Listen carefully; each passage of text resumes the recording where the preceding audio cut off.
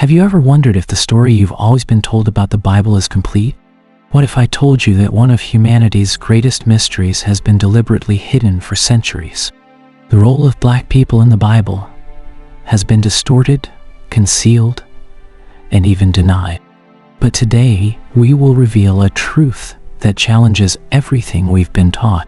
From the Europeanized images of biblical figures to narratives that erase African presence, the truth has been buried.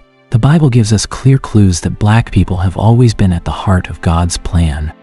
Why has this never been highlighted? What is behind the attempt to erase Africa's heritage from the scriptures?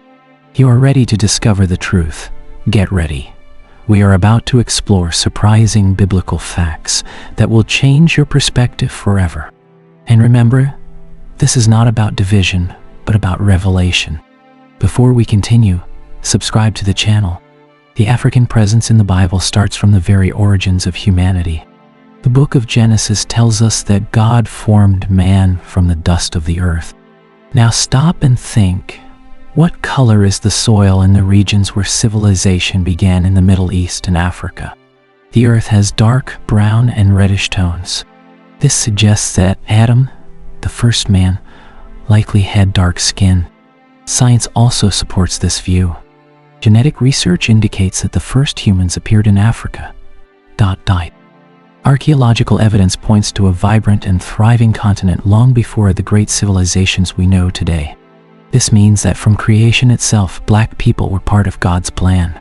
Furthermore, Genesis mentions lands like Cush and Put, which are ancient names for Ethiopia and Libya.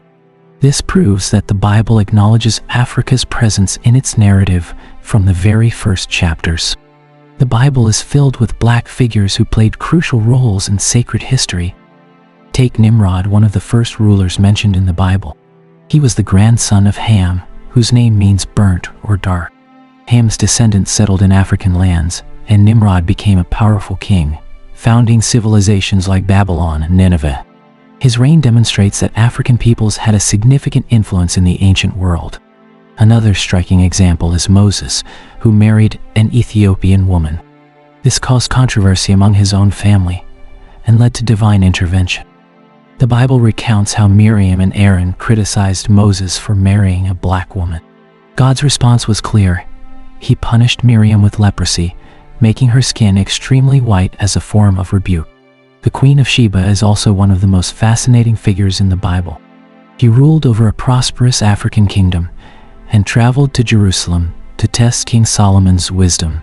According to Ethiopian traditions, from this union was born Menelik I, establishing an African royal dynasty.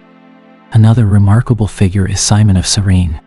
He was chosen to carry Jesus' cross on the way to the crucifixion.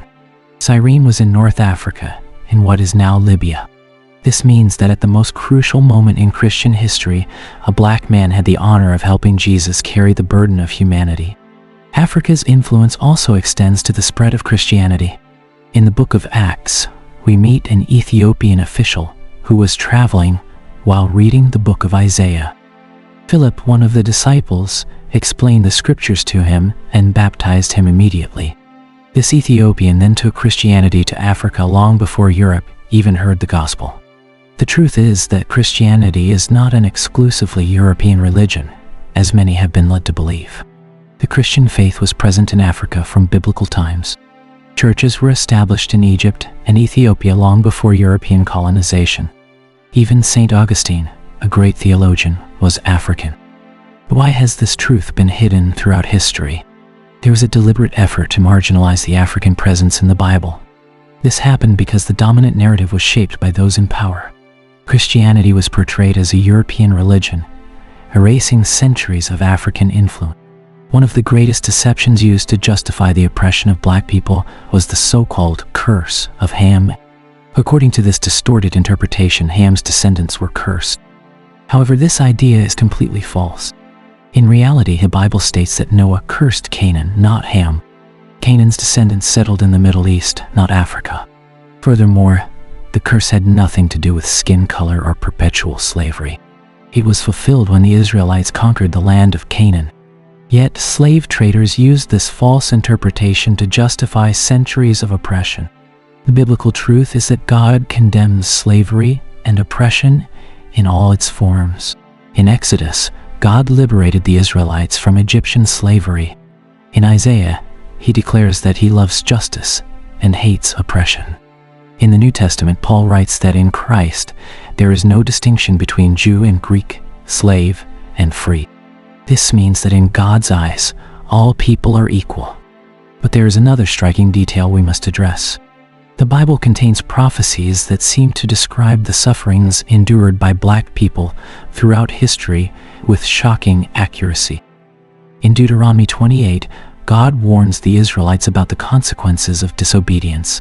One of these prophecies states that they would be taken away in ships to a foreign land, where they would be sold as slaves. What does this remind you of? The transatlantic slave trade, where millions of Africans were forced to leave their land and live under oppression. Although this passage does not exclusively refer to black people, the resemblance to historical events is undeniable. This shows us that the Bible acknowledges the suffering and injustices that many people would face. But God's promise is also clear. He will bring justice and restoration. The good news is that God never abandons his people. The story of black people in the Bible is not just one of suffering, but also of strength, faith, and divine purpose. From the beginning, God included black people in his plan. They were leaders, prophets, and kings. They played essential roles in biblical history. If you have ever heard that your faith is a European invention, or that black people have no place in the Bible, know that it is not true. Christianity belongs to all nations, tribes, and languages. The Bible tells us that at the end of time, a great multitude from all nations will stand before God's throne. This means you are part of God's plan. Your identity is not defined by what society says, but by what God declares about you. You are created in his image and called for a purpose.